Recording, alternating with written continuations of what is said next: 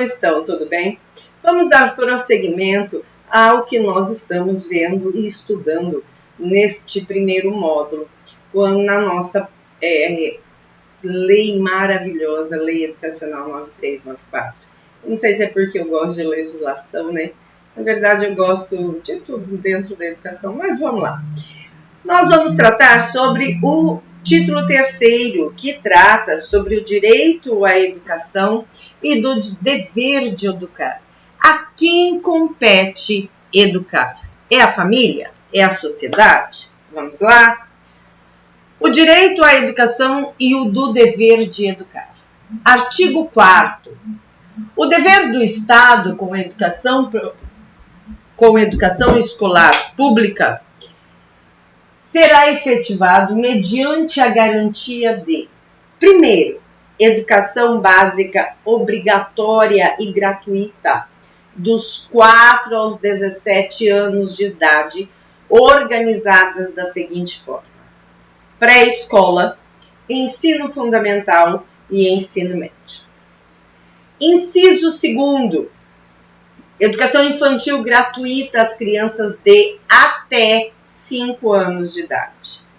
Terceiro, atendimento educacional especializado gratuito aos educandos com deficiência, transtornos globais do desenvolvimento e altas habilidades ou superdotação.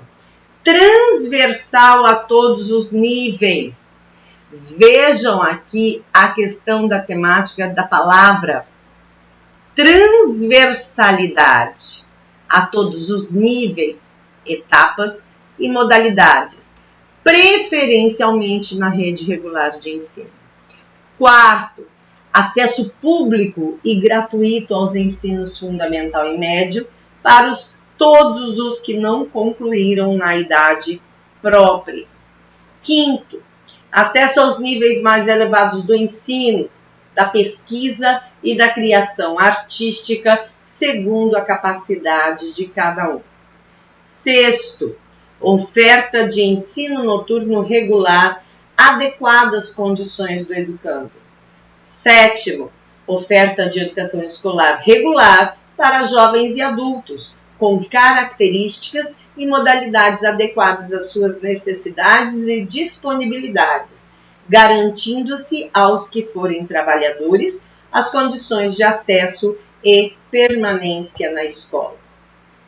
Oitavo, atendimento ao educando em todas as etapas da educação básica por meio de programas suplementares de material didático escolar, transporte, alimentação e assistência à saúde.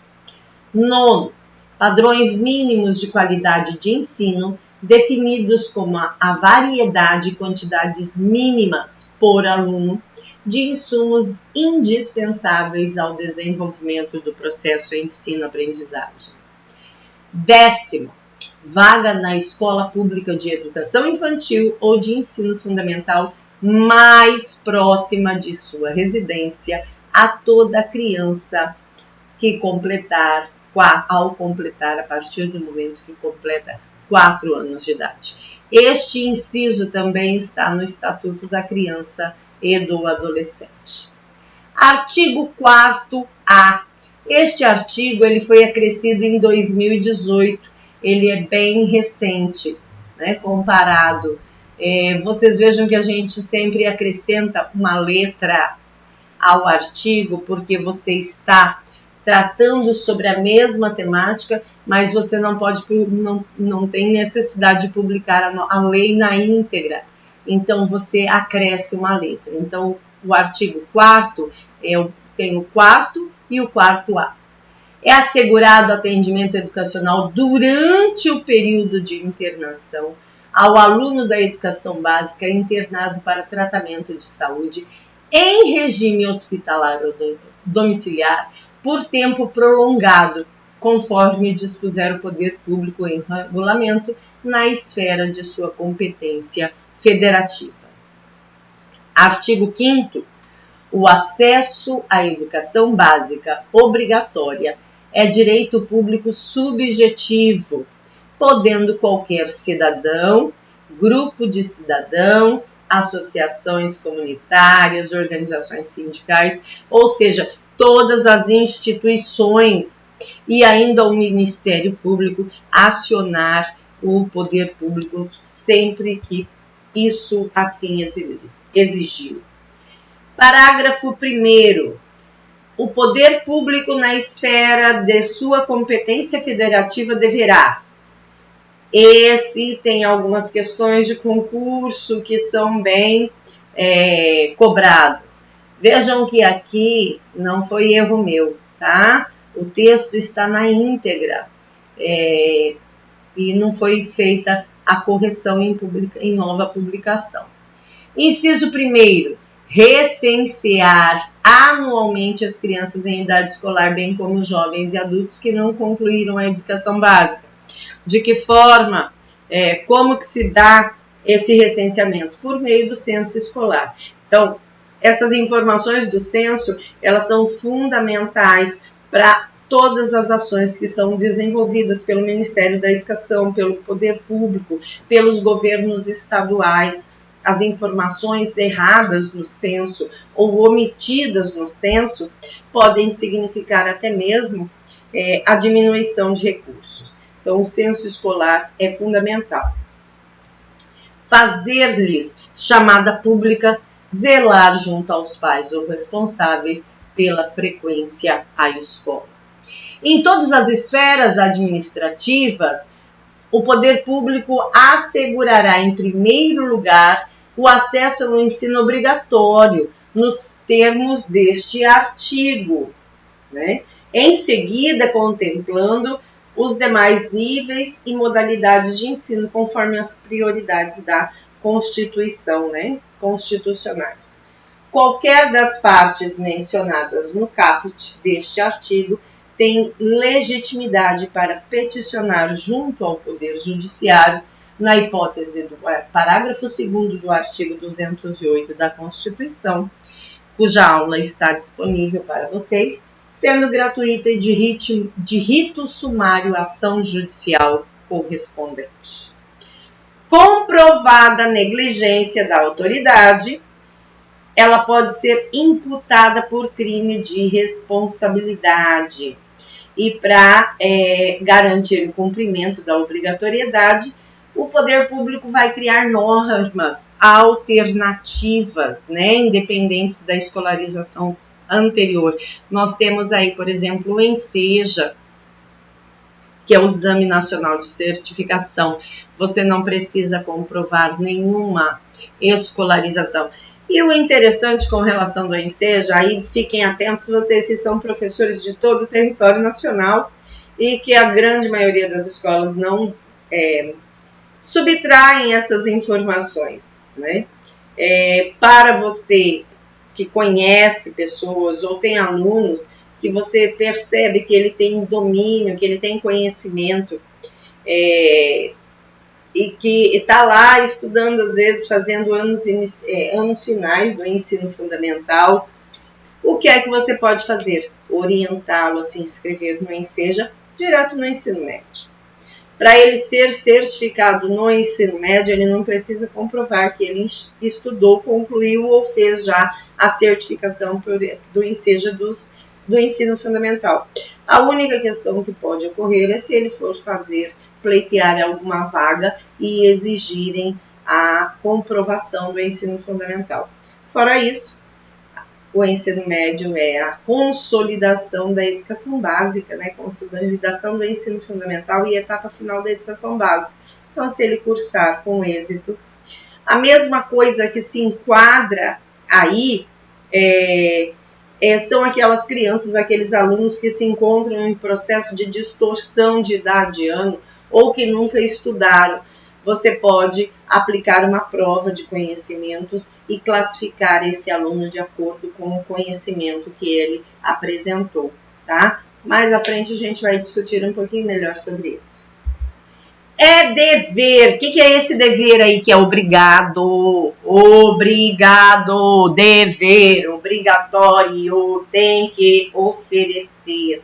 É dever dos pais efetuar a matrícula das crianças na educação básica a partir dos 4 anos de idade. Podendo ser aí objeto, ser considerado como abandono de incapaz, né, se caso não cumpra esta obrigatoriedade. O dever é obrigatório a matrícula, mas se a criança...